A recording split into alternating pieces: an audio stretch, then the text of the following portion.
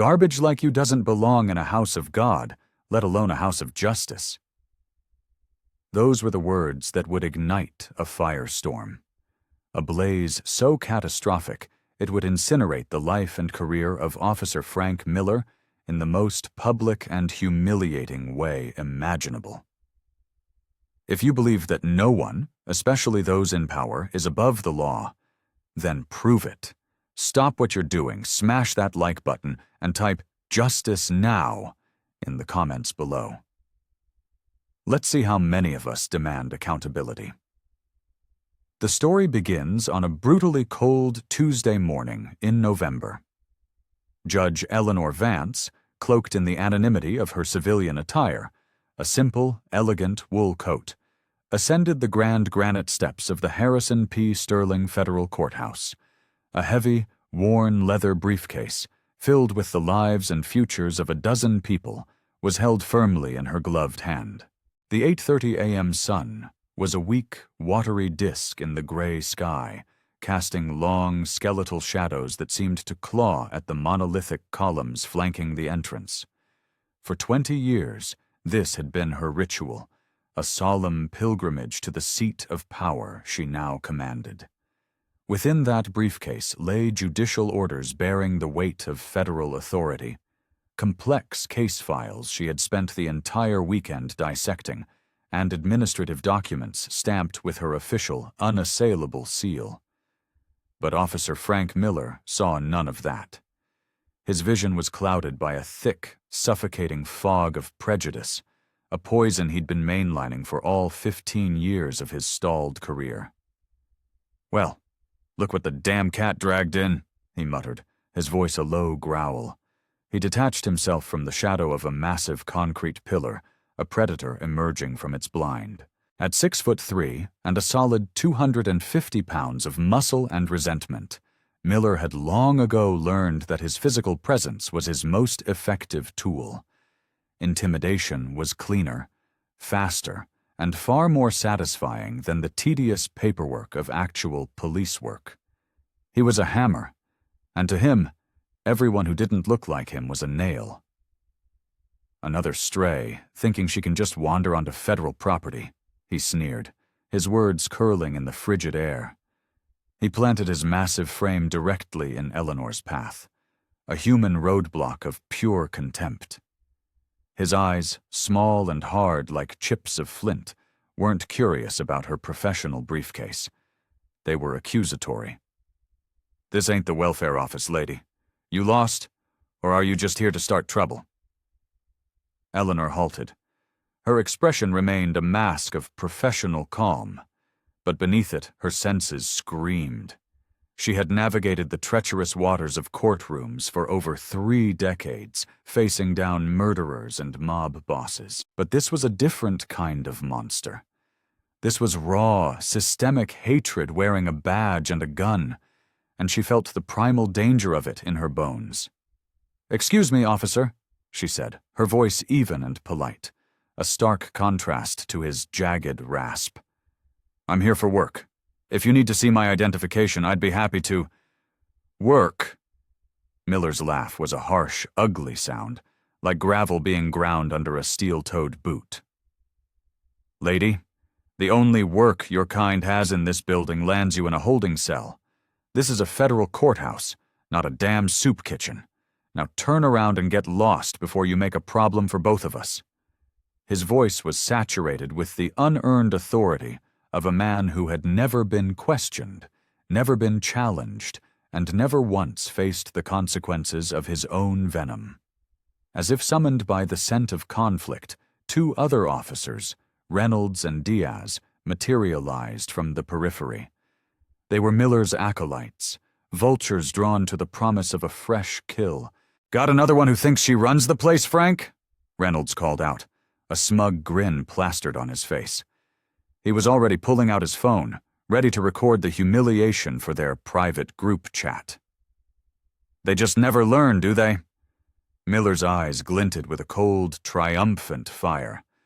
This was his stage, and he had found his perfect victim. "Work," he repeated, savoring the word like a piece of rotten fruit. Let me guess. You're a high-powered lawyer? A federal judge, maybe? Or are you the damn Attorney General? The sarcasm was a blunt instrument. That's what they all say when they get caught sniffing around where they don't belong. Eleanor felt the crushing weight of it all. The years of fighting twice as hard, of being twice as good, just to be seen as equal. But her composure was a fortress built over a lifetime of such assaults. "Officer, I don't have time for this. I simply need to get to my chambers. If you would just examine my credentials." "The only credentials you're getting today are an arrest record," Miller snarled, closing the distance between them until she could smell the stale coffee on his breath. "And you're about to earn it." What happened next was not just an assault. It was an act of sacrilege against the very temple of justice. It was captured by no fewer than 4 high-definition security cameras, a permanent, digital testament to the moment Officer Frank Miller committed career suicide. His open palm, thick and calloused, cracked across Eleanor's face with a sound that echoed off the cold granite. The force of the blow was so brutal it snapped her head to the side, sending a shockwave of pain through her jaw. The expensive briefcase, filled with the machinery of federal law, flew from her grasp. Judicial orders and signed legal documents fluttered down the steps like dead leaves, a paper trail marking the path to his own damnation. The sickening smack of the impact reverberated, a sound that would soon haunt his every waking moment and poison his dreams. Before she could even register the pain, Miller's massive hand was around her throat. His fingers, like thick sausages of muscle, dug into her flesh as he slammed her backward against the unforgiving courthouse wall. 20 feet above their heads, etched into the bronze facade, were the words, "The Honorable Judge Eleanor Vance, presiding." But Miller, blinded by the white-hot rage of his own bigotry, was completely oblivious to the staggering, cosmic irony. "Garbage like you has no business in a house of justice," he growled, his face a contorted mask of hatred just inches from hers. Spittle flew from his lips, a testament to his raw, unfiltered venom. "It's time you learned some goddamn respect for the law." The cold, cruel bite of metal cuffs dug into Eleanor's wrists as he wrenched her arms behind her back with a violent, unnecessary force. The other officers, Reynolds and Diaz, circled like hyenas, their phones held high, documenting what they believed was just another Tuesday morning power trip. They had no earthly idea they were creating state's evidence in the arrest of a sitting federal judge, gleefully filming the immolation of their own careers. "Another entitled one, thinks she can just walk into any building she wants," Diaz laughed, contemptuously kicking at the scattered legal documents. "Look at all this fake crap. They're getting real creative with these scams, I'll give them that." Eleanor's jaw throbbed with a fiery ache, but her mind was a razor-sharp instrument of law. She was 15 feet from her own courtroom, being brutalized by men who would soon discover that she held their professional destinies in the palm of her hand. The irony was a suffocating, bitter pill. But Frank Miller was about to receive a masterclass in the universe's cruel sense of humor. As he shoved her up the courthouse steps, a trophy of his morning's conquest, Eleanor was not just a victim. She was a judge, taking mental notes, cataloging every sneering face, every callous laugh, every single person who was about to be enrolled in her seminar on accountability. Inside the courthouse, Miller was high on his own power. The familiar rush of adrenaline that came with a righteous arrest surged through him. He was a conquering hero. Every eye was on him. Every hushed whisper was about his latest display of dominance. Security guards gave him approving nods. Court clerks scurried out of his way with a deference that fed his ego. This was his kingdom, and he had just violently reminded everyone who was king.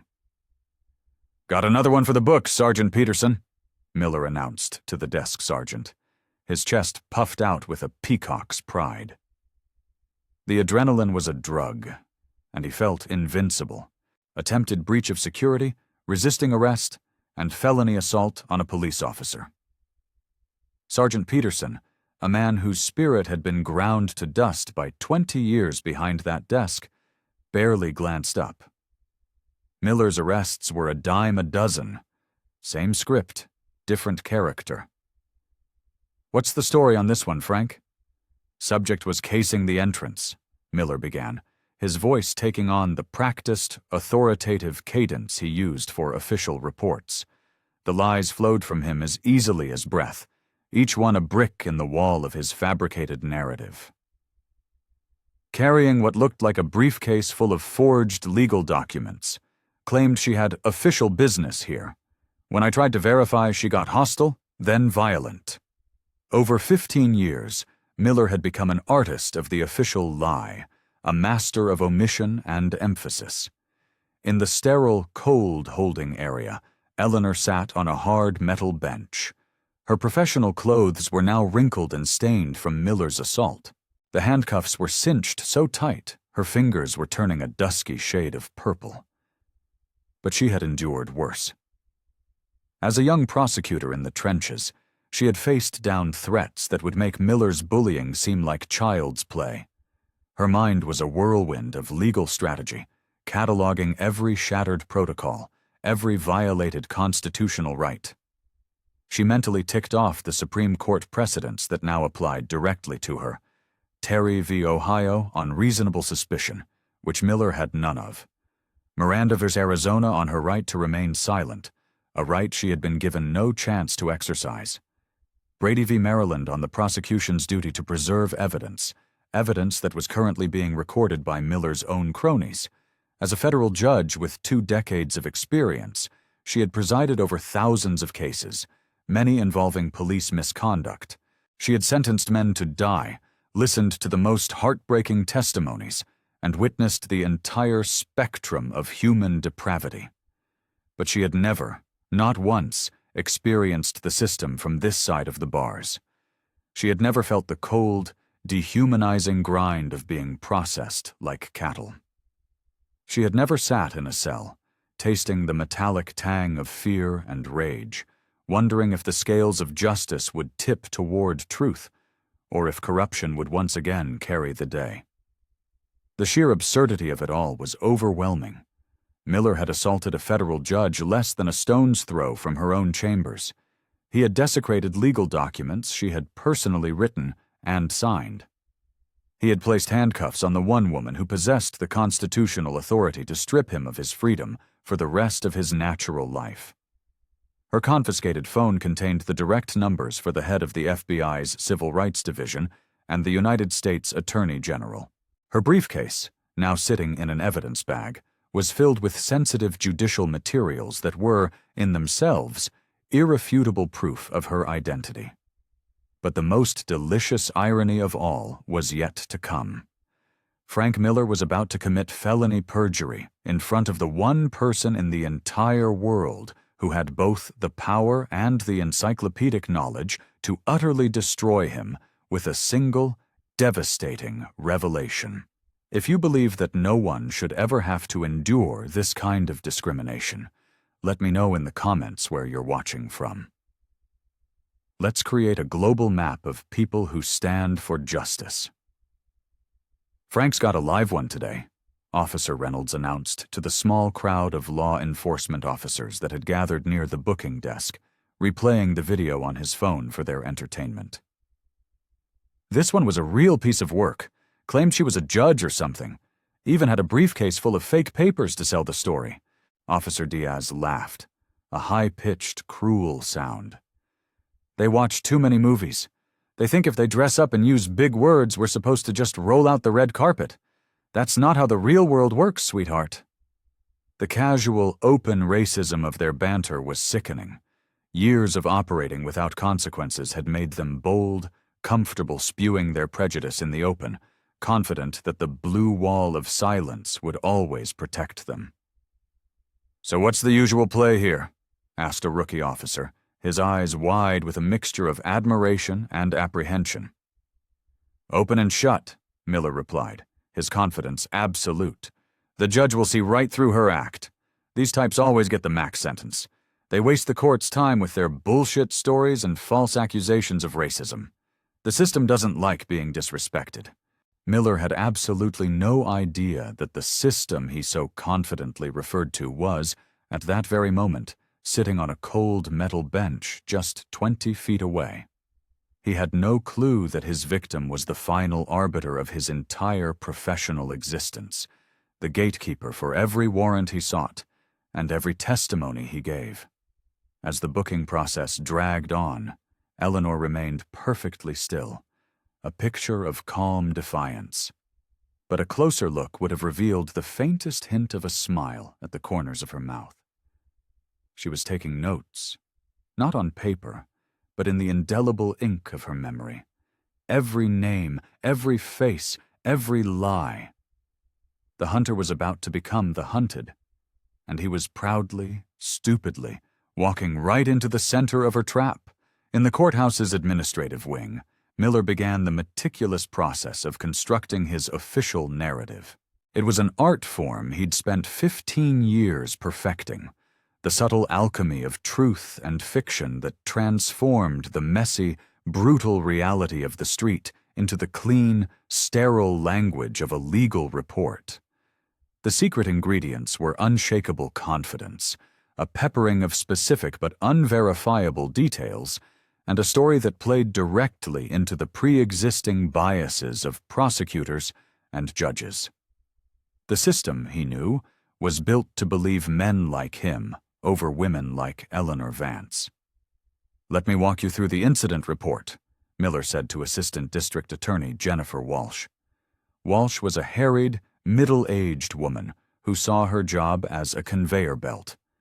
Her goal was to move cases from arrest to conviction as efficiently as possible. Miller's arrests were a godsend. They were always high-conviction, low-effort slam dunks. Subject approached the courthouse at approximately 08:30 hours, exhibiting suspicious behavior consistent with a potential security threat. Walsh nodded, her pen scratching across her notepad. She trusted Miller's instincts. His cases were always tidy, his testimony was always rock solid, and his arrests almost always ended in a plea bargain, keeping her caseload manageable. "What specific behaviors raised a red flag?" she asked, ready to transcribe the details that would form the bedrock of her prosecution. "Subject was dressed in a manner inconsistent with legitimate court business," Miller began, his voice shifting into the formal, professional tone he reserved for official statements. "Carrying an expensive briefcase that seemed out of place, given her overall appearance, suggests a possible theft, or that she was part of a larger fraud scheme." Each lie was a carefully placed stone, building a foundation of doubt about Eleanor's credibility, while reinforcing the very stereotypes that would make the system eager to believe him. "When I made my approach to investigate, the subject immediately became agitated and verbally abusive. She claimed to have official business, but refused to provide any identification when I requested it." Miller pulled out his small, worn notebook, flipping to a page where he had scribbled his fabricated account during the booking. Subject made several veiled threats, including statements like, "You'll regret this," and "You have no idea who I am." Classic diversionary tactics. We see it all the time with repeat offenders. The profound, suffocating irony of that last statement was almost poetic. Miller was 100% correct. He had absolutely no idea who he was dealing with. "Did she attempt to flee or resist when you moved to detain her?" Walsh asked, ticking off the standard elements required for an assault and resisting arrest charge. "Absolutely," Miller said without a flicker of hesitation. "When I attempted to place her in protective custody for the safety of the public, she became physically violent. She swung at me, tried to kick me in the shins, and actively fought against being handcuffed. I was forced to use the minimum necessary force to subdue her and neutralize the threat." Miller's performance was masterful. He was transforming his unprovoked, brutal assault into a heroic act of professional restraint. The lies had been told so many times, in so many different reports, that they felt more real to him than the truth. Meanwhile, in her cold cell, Eleanor was conducting her own legal analysis. As a former federal prosecutor who had specialized in civil rights cases, she knew Miller's playbook by heart. She could see exactly what he was building, lie by lie. But she also knew something Miller couldn't possibly comprehend. Every word he spoke under oath, every sentence he wrote in that report, was another nail in his own coffin. Perjury was a devastating felony, a charge that could send a law enforcement officer to prison for a very, very long time. Her phone calls from the booking desk had, of course, been monitored and recorded. But Miller's arrogance had made him sloppy. He had no idea that Eleanor's first call had not been to a lawyer, but to Chief Judge Margaret Carter, the most powerful jurist in the state. Her message was simple and urgent. Preserve every second of surveillance footage from every camera in and around the courthouse. Her second call was to the FBI's Civil Rights Division, where she formally requested a federal investigation into his conduct. The vast, unstoppable machinery of federal justice was already grinding into motion, but Miller was so blinded by his small, tactical victory that he was completely oblivious to the strategic annihilation that was heading his way. "What about the documents in the briefcase?" Walsh asked, looking at the evidence photos. "Clearly forgeries," Miller replied instantly. "High quality, I'll give her that. Legal briefs, judicial memos, case files, stuff no ordinary citizen would ever have. We think she was prepping for a major identity theft scam, maybe targeting judges or other court personnel." The documents were, of course, utterly authentic. Most of them bore her signature and official judicial seal. But Miller's prejudice was a filter that rendered truth invisible. "This seems like a straightforward case," Walsh concluded, snapping her folder shut with an air of finality. "Trespassing, assault on an officer, resisting arrest, attempted fraud. Her bizarre claims about being a judge are just the desperate ramblings of a cornered criminal." Miller allowed himself a small, grim smile. Another case closed. Another win. Another potent reminder that the system worked just as it was designed to. People either knew their place, or they were taught it the hard way. He had no idea that within a few short hours, he was about to learn exactly where his place was in the grand, unforgiving hierarchy of justice. The temporary courtroom was buzzing with the typical morning chaos of lawyers, defendants, and staff.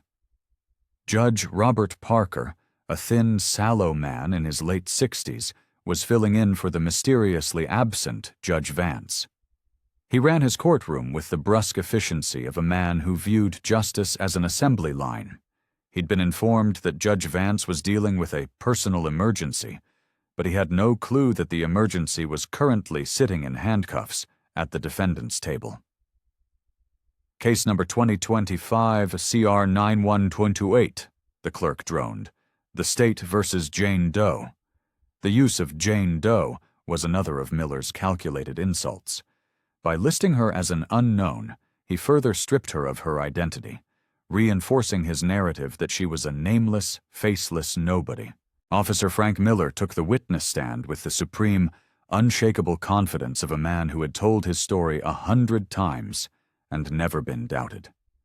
His uniform was starched to perfection, his badge gleamed under the fluorescent lights, and his posture projected an aura of unimpeachable authority. He knew that in a courtroom, perception was reality. A confident cop with a good story could defeat almost any defense, especially when the defendant was a black woman the system was already predisposed to disbelieve. "Officer Miller," Ada Walsh began, her voice dripping with deference, "please describe for the court the events leading to the defendant's arrest." Miller cleared his throat, settled into the chair, and began his performance. Every gesture, every pause, every word was meticulously calculated to build his credibility and demolish Eleanor's. "Your Honor, at approximately under 8:30 this morning, while conducting my standard security patrol, I observed the defendant engaged in suspicious behavior near the main entrance, consistent with an individual planning an unauthorized entry. From the defendant's chair, Eleanor sat as still as a statue, her handcuffed hands resting in her lap. The deep purple bruise on her cheek was a stark, visible testament to his violence, but his narrative was already working to reframe that evidence, to twist it into a symbol of her aggression, not his. The defendant appeared to be conducting surveillance, Miller continued, his story gaining momentum. She was carrying legal documents that, upon initial inspection, appeared to be stolen or forged. Her behavior strongly suggested she was preparing to commit fraud or breach courthouse security. Judge Parker leaned forward, intrigued. Miller was a compelling storyteller. What specifically aroused your suspicion, officer? Several factors, Your Honor. First, her attire was inappropriate for someone with legitimate business here, yet she carried a briefcase that seemed entirely out of character with her socioeconomic profile. Second, she was loitering in a manner consistent with criminal reconnaissance. Each lie was a subtle poison, designed to infect the judge's perception of reality. Successful testimony wasn't about facts. It was about crafting a narrative that confirmed an audience's biases. When I approached her to investigate, Miller went on, his tone shifting to that of a patient professional forced to deal with an unhinged individual. The defendant immediately became hostile and belligerent. She refused to provide proper identification and began aggressively demanding to be let into the courthouse. Eleanor's jaw tightened as she listened to the grotesque distortion of the truth. Her polite requests were being twisted into aggressive demands. But she remained silent, a silent observer at the theater of the absurd, mentally recording every perjured word that would soon become an exhibit in his federal indictment. The defendant claimed to be a lawyer, then a judge, then insisted she worked in the building, Miller added, his voice laced with contempt. It's a classic playbook we see from career criminals trying to talk their way out of trouble. In the gallery, Reynolds and Diaz exchanged a knowing smirk. They'd seen this show before. The faces changed, but the script was always the same. The system always believed cops over criminals. What was the defendant's demeanor during this interaction? Walsh asked, teeing up the assault charge. Increasingly agitated and threatening, Your Honor. She kept saying I would regret stopping her, that I didn't know who I was messing with. When I attempted to de-escalate the situation by explaining our security protocols, she became physically violent. Miller paused, letting the dramatic tension hang in the air. That's when she tried to force her way past me into the building. I was forced to use the appropriate level of force to prevent a security breach. The lie was so audacious, so breathtakingly disconnected from reality, that Eleanor felt a flicker of perverse admiration for his sheer nerve. But she also knew that every syllable was being captured by the court stenographer, creating a permanent, legally binding record of his self-immolation. Frank Miller had no idea that his confident testimony was just him digging his own grave, deeper and deeper, with every lie.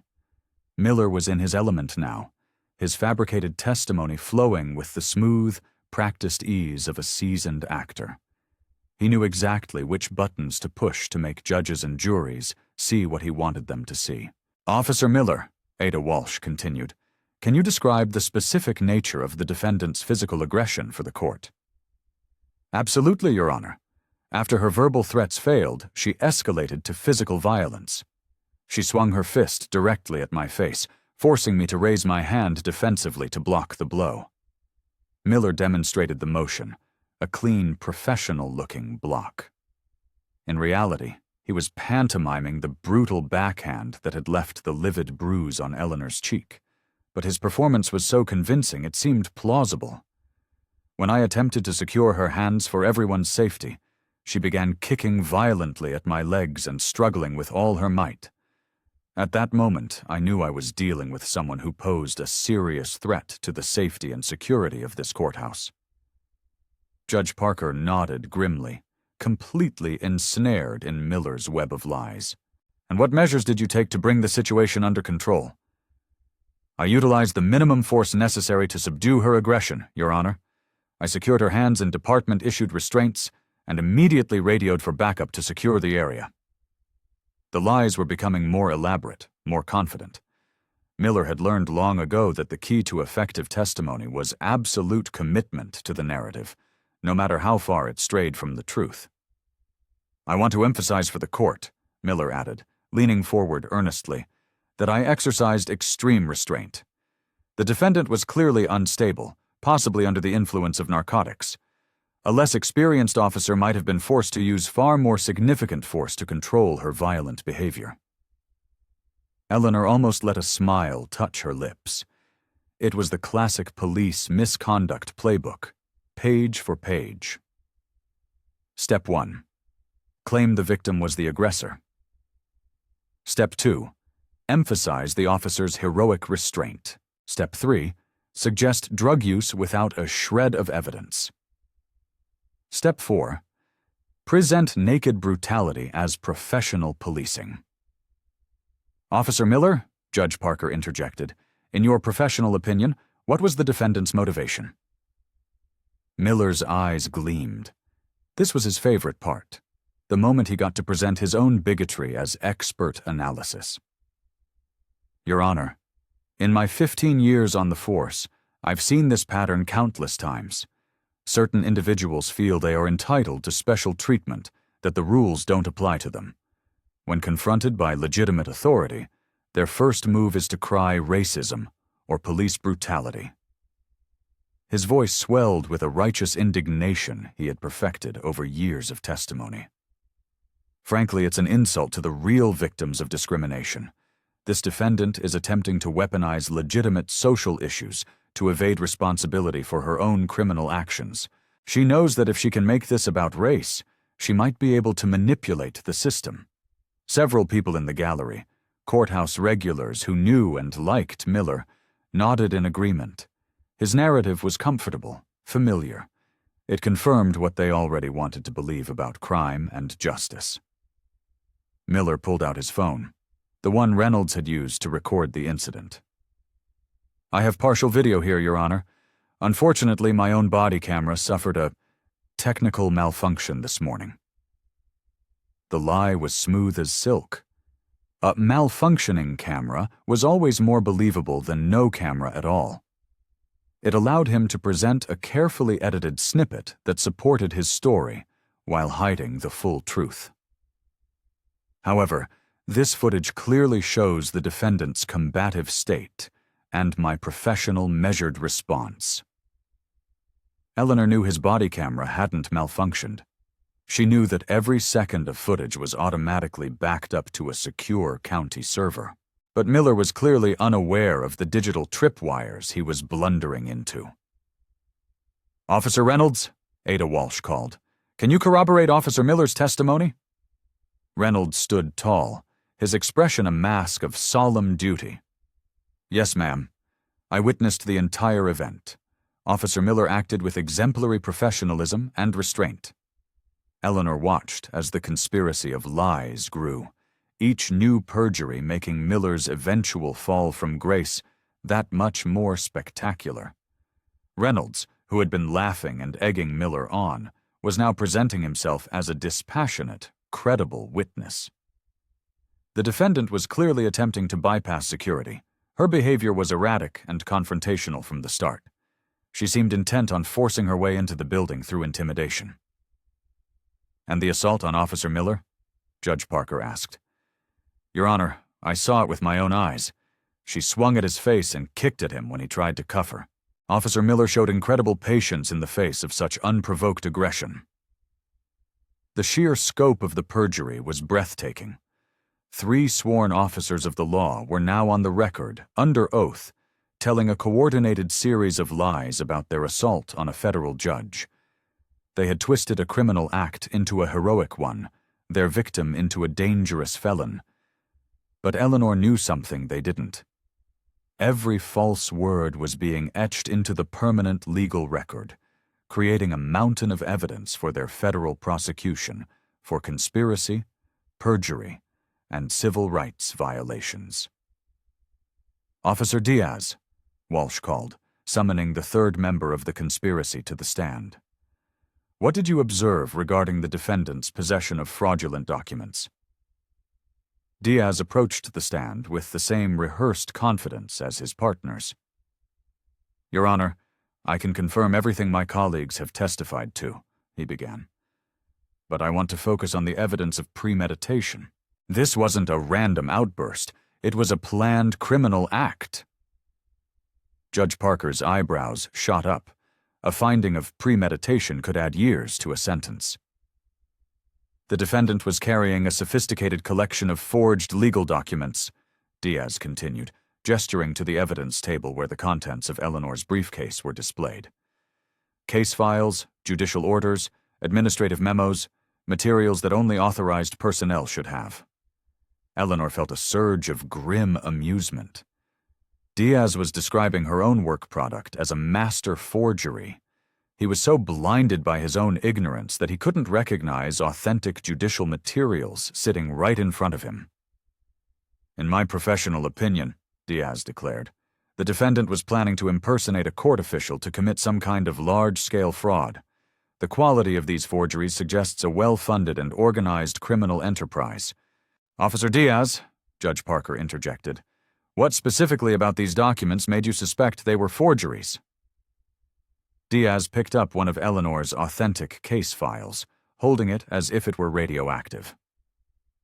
"Your Honor, this document contains highly sensitive information about ongoing federal cases, confidential judicial notes, attorney-client privileged communications. No ordinary citizen would have access to this." The document he was holding was filled with her own handwritten notes from a case she'd presided over just last week. Her official judicial seal was embossed on the letterhead. But Diaz saw only what he expected to see. "Furthermore," he went on, "her reaction when confronted about these documents was consistent with guilt. She became evasive and refused to explain how she obtained them. Comment your country and your city. Let's see where in the world people are standing up for real justice tonight." The sophistication of this scheme, Diaz concluded with a flourish, suggests the defendant may be part of a larger criminal network targeting our judicial system. I urge the court to consider these broader implications when deciding on a sentence. Ada Walsh beamed. The testimony had been flawless. "Your Honor," she announced confidently, "the state believes the evidence clearly demonstrates a coordinated attack on the very foundations of our justice system. The defendant's desperate attempts to frame this as a civil rights issue are a calculated distraction from the gravity of her crimes." Miller permitted himself a moment of pure, unadulterated pride. This was how the system was supposed to work. "Officer Miller," Judge Parker said, "do you have anything to add before we hear from the defendant?" Miller couldn't resist a final victory lap. He stood slowly, his chest puffed out, a paragon of law and order. "Just this, Your Honor. Incidents like this are a reminder of why we need strong, decisive policing. Some people only understand authority when it's backed by force. The defendant learned today that actions have consequences. I trust this court will send a clear message that attacks on law enforcement will not be tolerated." He had no idea how prophetic those words would be. He had just delivered his own eulogy. The trap was set. The lies were on the record. And Judge Eleanor Vance was about to spring it. "The state rests, Your Honor," Ada Walsh declared. As Miller stepped down from the stand, he caught Eleanor's eye and gave her a slow, deliberate wink. It was a gesture of absolute dominance, of total victory. It was the last moment of triumph he would ever experience. Judge Parker sighed, looking down at the defendant's table with the weary air of a man about to listen to a fairy tale. "The defendant may now make her statement, though I must caution you, the evidence presented against you is substantial." Eleanor Vance rose from her chair. The clink of her handcuffs was the only sound in the silent courtroom. Despite the ugly bruise on her cheek and the disheveled state of her clothes, she projected an aura of such profound dignity that it sent a ripple of unease through the room. There was something different about her. Her posture was erect, her expression was calm, and when she spoke, her voice possessed an authority that seemed to command the very air. "Thank you, Your Honor," she said, her tone so measured and professional that Judge Parker looked up from his notes, his attention suddenly piqued. "I appreciate the opportunity to address these false allegations." Her diction was flawless, her bearing that of someone who belonged in a courtroom, but not in the defendant's chair. "First," she continued, her voice gaining strength, "I would like to correct several glaring factual inaccuracies in Officer Miller's sworn testimony." Her eyes swept the room, pausing for a fraction of a second on Miller, Reynolds, and Diaz. "According to Officer Miller, I was trespassing. However, I was on a public sidewalk approaching the main entrance of this courthouse at approximately 8:32 a.m. She turned to address Judge Parker directly. "Your Honor is surely familiar with the Supreme Court's ruling in Hague v. CIO, which establishes that such sidewalks are traditional public forums where all citizens have a constitutional right to be." The court stenographer's fingers froze over her keys. This was not the rambling, emotional denial she had expected.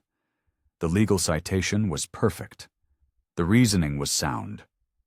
"Furthermore," Eleanor went on, "Officer Miller testified that I was carrying suspicious documents. I would like to examine that claim." She gestured with her cuffed hands toward the evidence table. "Those are in fact authentic legal materials. Specifically, they include pending case files, signed judicial memoranda, and official administrative correspondence, all of which I have legitimate, professional access to." Judge Parker's expression was morphing from boredom to deep concern. "Professional access? And what exactly is your profession, Miss—" Eleanor allowed a small, knowing smile to touch her lips. It was a smile that sent the first icy tendril of fear snaking down Frank Miller's spine. "Vance, Dr. Eleanor Vance. And I believe we'll get to my professional background in due course, Your Honor, if I may continue?" The question was a formality. Her tone made it a command. "Officer Miller also testified that I became verbally aggressive.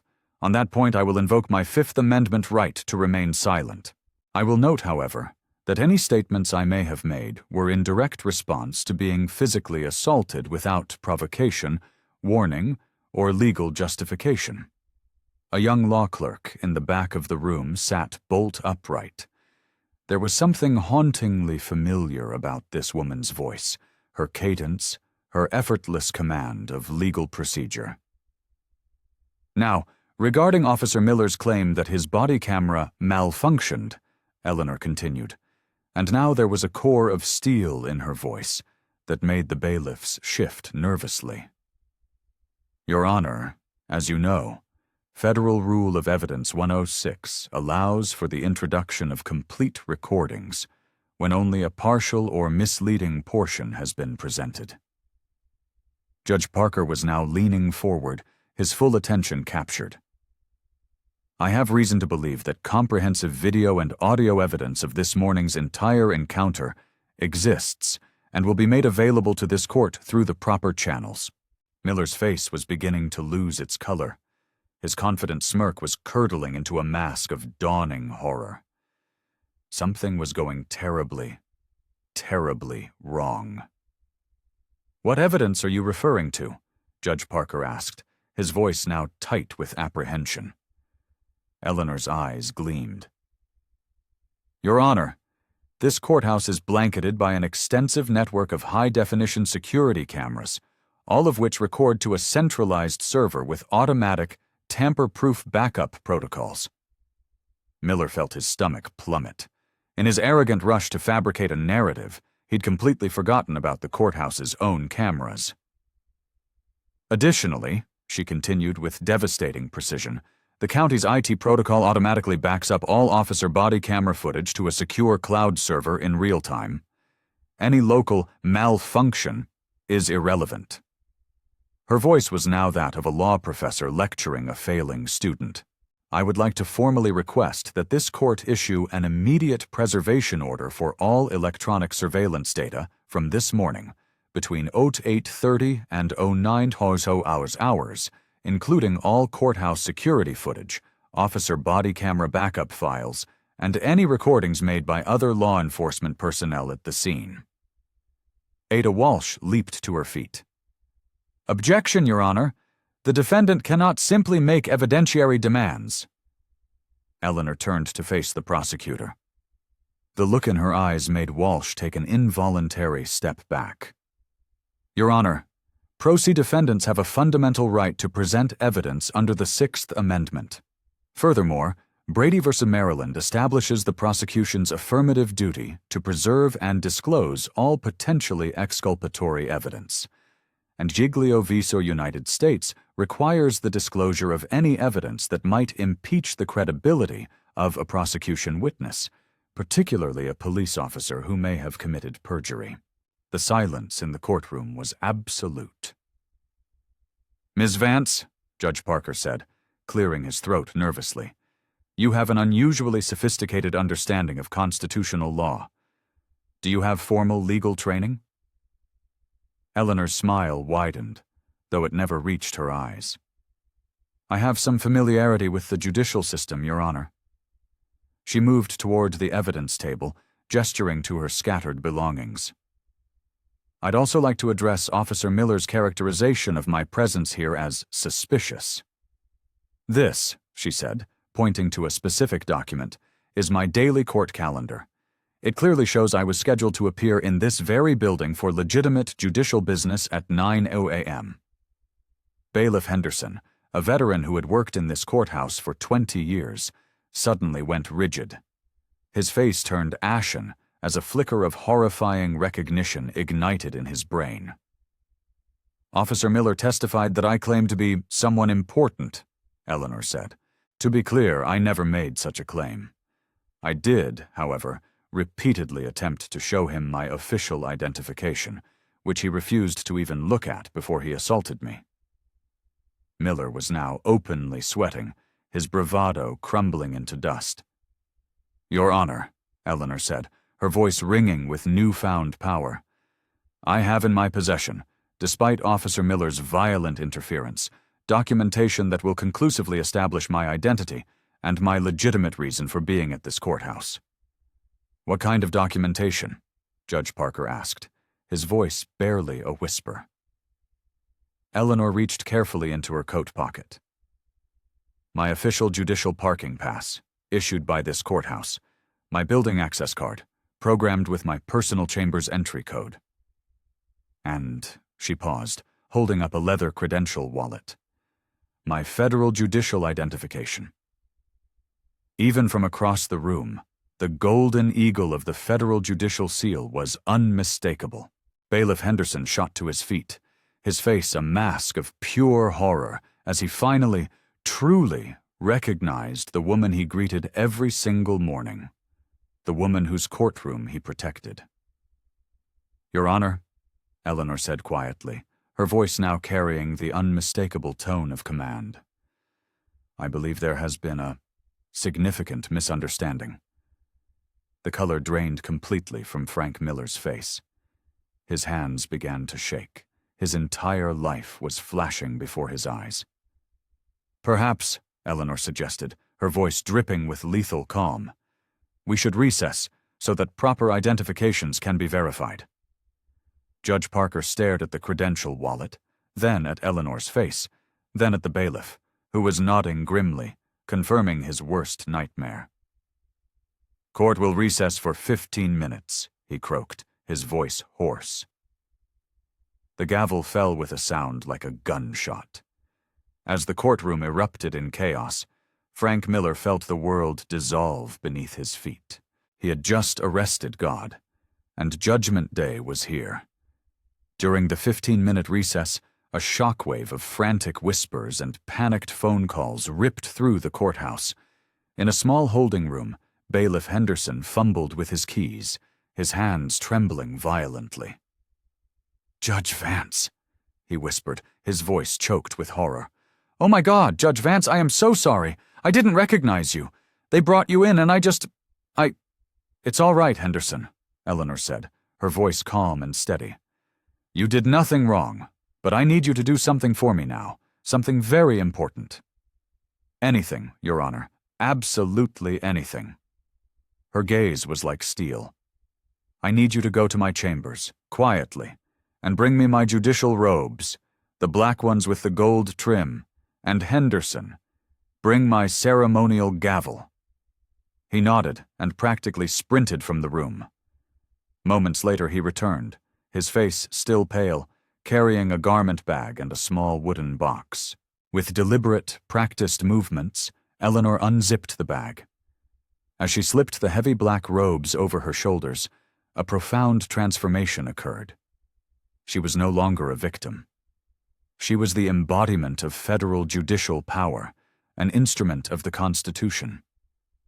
The weight of the robes was a familiar comfort, a mantle of authority she had worn for 2 decades. She opened the box and took out the ceremonial gavel, its polished wood warm in her hand. Engraved on its handle were the words she had chosen at her appointment ceremony: "Justitia cecca est, sed omnia videt." Justice is blind, but she sees all. "Henderson," she said, her voice now resonant with power, "when we return to that courtroom, I want you to announce me with full judicial protocol." "Yes, Your Honor. What shall the announcement be?" Eleanor straightened to her full height. The bruise on her cheek was no longer a mark of victimization. It was a battle scar, a symbol of the justice she was about to deliver. The Honorable Judge Eleanor Vance, presiding. In the courtroom, Miller was slumped in a chair, his face ashen, his career and freedom evaporating before his eyes. Reynolds and Diaz were huddled in a corner, their panic palpable. Ada Walsh was on her phone, her voice shrill as she tried to comprehend how her slam-dunk case had just exploded in her face. The gallery was now packed with courthouse staff, lawyers, and even other judges, all drawn by the scent of an unprecedented judicial event. Chief Judge Margaret Carter had taken a seat in the front row, her expression a thundercloud.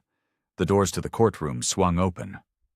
"All rise," Henderson's voice boomed with an authority that shook the room. "This court is now in session. The Honorable Judge Eleanor Vance, presiding." The words struck the courtroom like a bolt of lightning. Miller froze, his blood turning to ice. Ada Walsh's mouth fell open, her files scattering across the floor. Judge Parker, who had foolishly remained, looked as if he'd seen a ghost.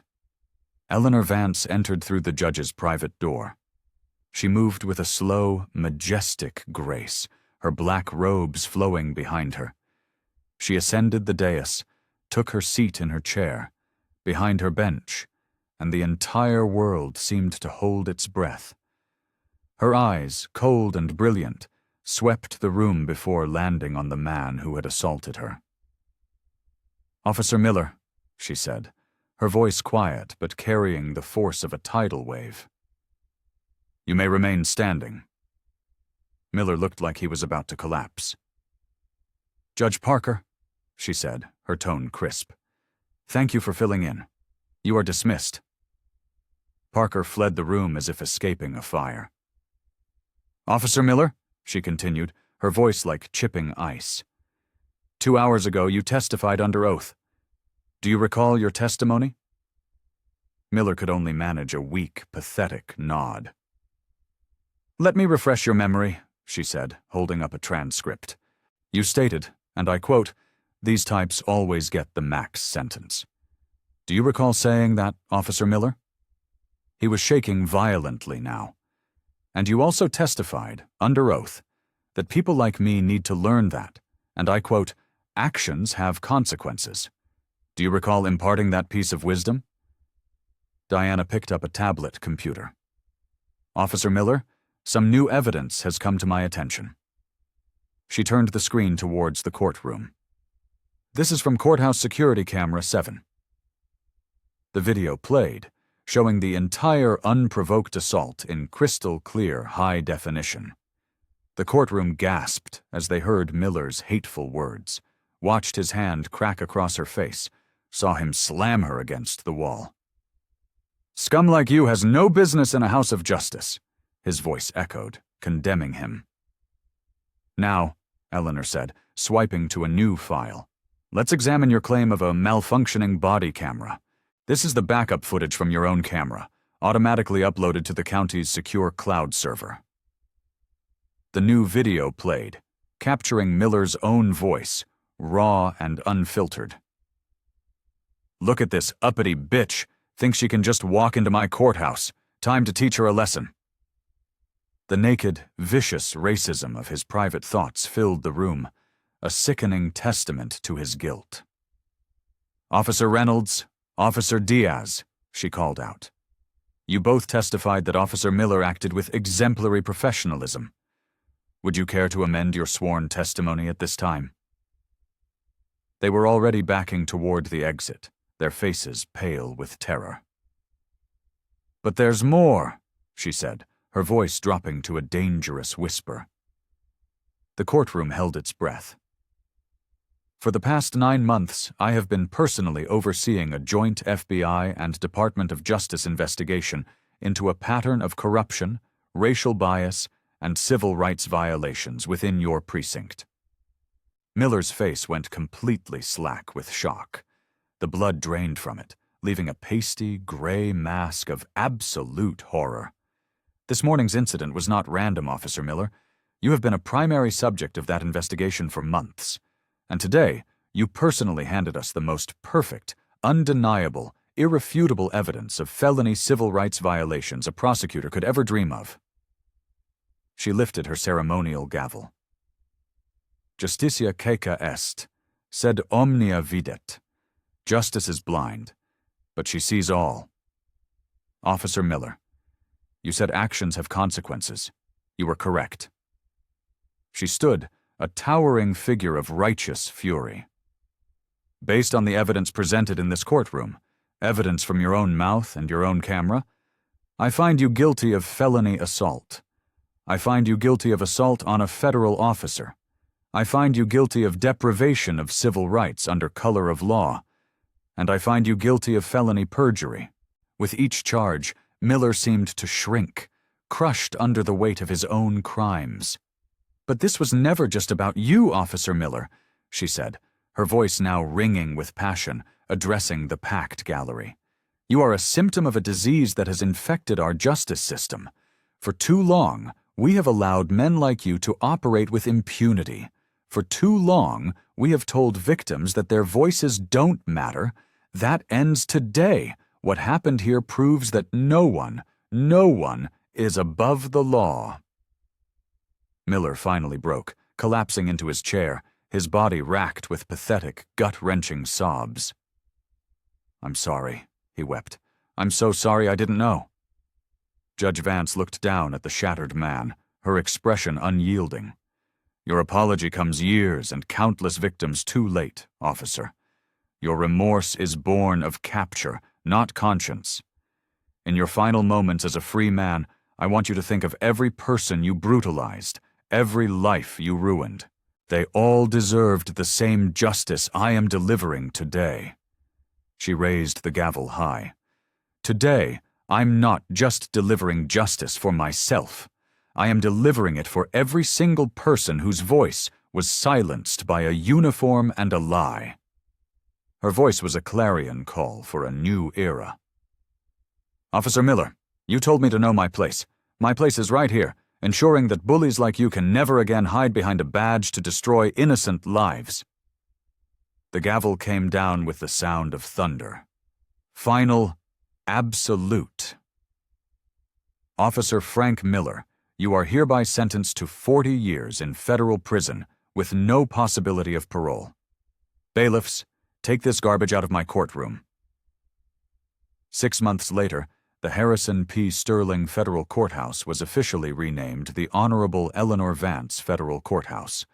A bronze plaque was installed by the entrance, commemorating the morning that justice, for a moment, was not blind, but saw everything with perfect, devastating clarity. The story of what happened that day became a legend, a cautionary tale whispered in every precinct in the country. It was a reminder that the arc of the moral universe is long, but it bends toward justice. Thank you for joining us on this incredible journey. The support you've shown in the comments proves that people everywhere are hungry for accountability. If you believe courage can change the world, share this video with everyone you know. Hit that subscribe button and ring the notification bell because the fight for justice is far from over, and you won't want to miss what comes next.